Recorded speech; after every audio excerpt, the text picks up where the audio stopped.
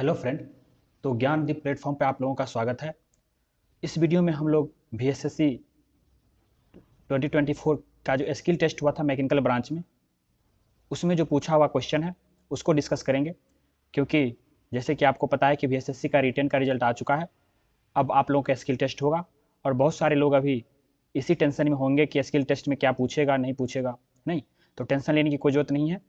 तो 2024 में जो स्किल टेस्ट हुआ था उसमें जो भी क्वेश्चन पूछा गया था वो मैं आप लोगों के सामने इस वीडियो के माध्यम से लेकर आया हूँ। तो टोटल जो स्किल टेस्ट हुआ था 2024 में, वो आपका जो है 200 मार्क्स का था। कितने मार्क्स का था? 200 मार्क्स का था। और ये आपको साढ़े चार घंटे का जो है स्किल टेस्ट हुआ था। ठीक है, तो इस पूरे स्किल टेस्ट को 3 भाग में डिवाइड किया हुआ था। कितने भाग में डिवाइड किया हुआ था? 3 भाग। पार्ट ए, पार्ट बी और पार्ट सी। पार्ट ए आपका 50 मार्क्स का था, जिसमें टाइम जो है आपको 1.5 एन आवर दिया गया था। इसमें क्या था? इसमें आपको एक प्लेट दिया हुआ था। ठीक है, एल्युमिनियम का प्लेट, कुछ थिकनेस था, लगभग मान लो 5 से 10 mm के बीच जो है इसका थिकनेस रहेगा। और आपको जो है इस शेप में उसको कट करना है, इस शेप में उसको कट करना है।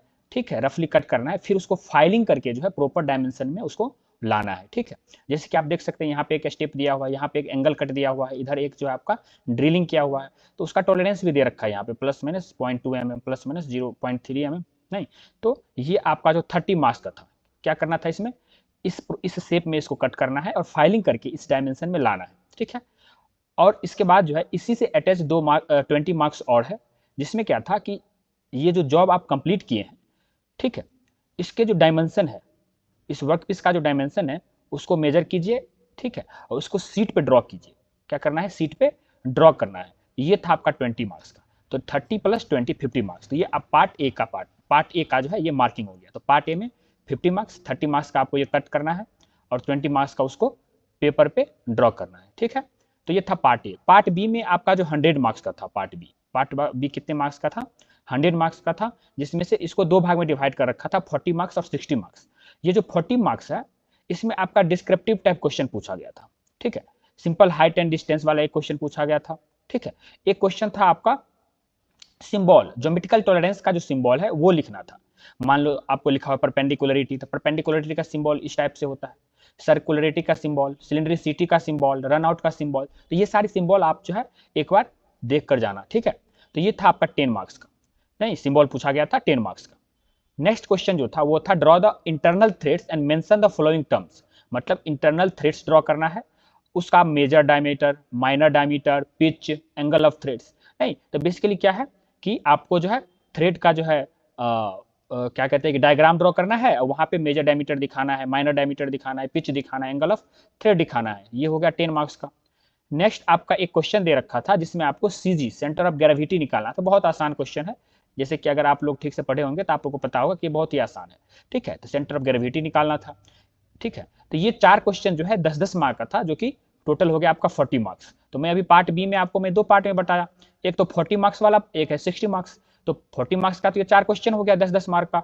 60 मार्क्स में क्या था कि ये जो 60 मार्क्स है ये आपको ऑटो कैड पे ड्रॉ करना है। 60 मार्क्स में जो भी क्वेश्चन पूछा जाएगा वो आपको ऑटो कैड पर, नहीं तो मतलब आपको ऑटो कैड आना चाहिए। तो अगर जिस भी बच्चे को अभी ऑटो कैड नहीं आता है, वो जो है नियरेस्ट साइबर कैफे पे जाइए और थोड़ा बहुत सीख लीजिए। उतना ज़्यादा कॉम्प्लिकेटेड नहीं है, उतना ज़्यादा हार्ड नहीं है, आप सीख सकते हैं। ठीक है, तो ऑटो कैड पर जो है या तो फर्स्ट एंगल या थर्ड एंगल दिया रहेगा, जिस भी एंगल मेथड से दिया रहेगा, जिस एंगल प्रोजेक्शन मेथड से दिया रहेगा, उस एंगल प्रोजेक्शन मेथड से आपको जो है ऑटो कैड पे ये ड्राइंग बनानी है। ठीक है, तो ये रहेगा आपका 60 मार्क्स का। ठीक है, सब डायमेंशन वगैरह दिया रहेगा, बस आपको बनाना है वहाँ पे। तो इसके लिए आपको बनाना आना चाहिए, उसके बाद ही तो आप बना पाएंगे। तो उसके लिए क्या करना होगा? प्रैक्टिस करना होगा। इस टाइप का कुछ ड्राइंग था जो ऑटो कैड पे बनाना था। तो ये था 60 मार्क का। ठीक है, ये हो गया पार्ट ए और पार्ट बी। अब है हमारा पार्ट सी। पार्ट सी आपका 50 मार्क्स का था। Part A 50 marks, part B 100 marks और पार्ट सी जो है आपका 50 मार्क्स अगेन। इसमें क्या था? इसमें कुछ टेस्टिंग से रिलेटेड क्वेश्चन दिए हुए थे। टेस्टिंग से रिलेटेड कैसे? जैसे कि आप लोग जानते होंगे कि हार्डनेस हम लोग टेस्ट करते हैं अलग अलग मेथड से, रॉकवेल हार्डनेस, ब्रिनेल हार्डनेस। तो ये दोनों मेथड जो है, रॉकवेल हार्डनेस और ब्रिनेल हार्डनेस मेथड, जो टेस्ट सेटअप होता है, टेस्ट प्रोसीजर होता है, वो लिखना था। साथ ही साथ जो है टेस्ट भी करना था। एक ब्रिनेल हार्डनेस टेस्ट जो है मशीन दिया हुआ था, उस पर जो है आपको टेस्ट करना है। वहाँ पे जो है लोग रहते हैं आपको बताने के लिए, आपको बताएंगे, लेकिन करना आपको ही पड़ेगा। ठीक है, और वो वैल्यू आपको जो है ब्रिनेल हार्डनेस नंबर जो है वो कैलकुलेट करके, फॉर्मूला यूज करके आपको वो ये जो है सॉल्व करना था। तो उतना हार्ड नहीं है, अगर फॉर्मूला याद है, थोड़ा बहुत प्रोसीजर याद है, तो वहाँ पे इतना आपको लोग बता देंगे कि आप जो है प्रोसीड कर सकते हैं। तो ये था आपका 20 मार्क्स का। नेक्स्ट क्वेश्चन क्या था कि लोड वर्सेस डिफॉर्मेशन ग्राफ दिया हुआ था, ठीक है। टेंसाइल टेस्टिंग जो मशीन होता है, यूनिवर्सल टेंसाइल टेस्टिंग मशीन, उसमें आपको उस पर टेस्ट नहीं करना है, उस पर ऑलरेडी टेस्टेड एक आपको ग्राफ दे दिया जाएगा हाथ में, ठीक है। उस ग्राफ को जो है आपको ग्राफ को एनालिसिस करने आना चाहिए कि यूटीएम अगर यूनिवर्सल टेस्टिंग मशीन पे किसी कंपोनेंट को टेस्ट किया गया है तो उसका जो ग्राफ आया है उसको एनालिसिस करने आना चाहिए कि यूटीएस कहाँ पे होता है, अल्टीमेट टेंसाइल स्ट्रेंथ, अपर इल्ड पॉइंट कहाँ पे होता है, लोअर इल्ड पॉइंट कहाँ पे होता है, प्रूफ स्ट्रेस कितना होगा, ऑफसेट मेथड से अगर हम कैलकुलेट करें तो परसेंटेज एलोंगेशन कितना है, परसेंटेज रिडक्शन एरिया कितना है। तो ये सारी चीजें आपको जो है ड्राइंग दे देगा, ड्राइंग मतलब ग्राफ दे दिया रहेगा, और उस ग्राफ को एनालिसिस करके आपको इन सारी चीजों का वैल्यू पता करना पड़ेगा, ठीक है। तो ये एक न्यूमेरिकल था, बहुत आसान है, बहुत आसान है, ठीक है। नेक्स्ट एक क्वेश्चन था कि स्ट्रेस स्ट्रेन डायग्राम ड्रॉ करना था, नहीं किसका, एल्युमिनियम का, स्टील का। तो अलग अलग मटेरियल्स का जो है, अलग अलग मटेरियल्स का स्ट्रेस स्ट्रेन डायग्राम अलग होता है, उसका जो है कर्व जो है वैरी करता है।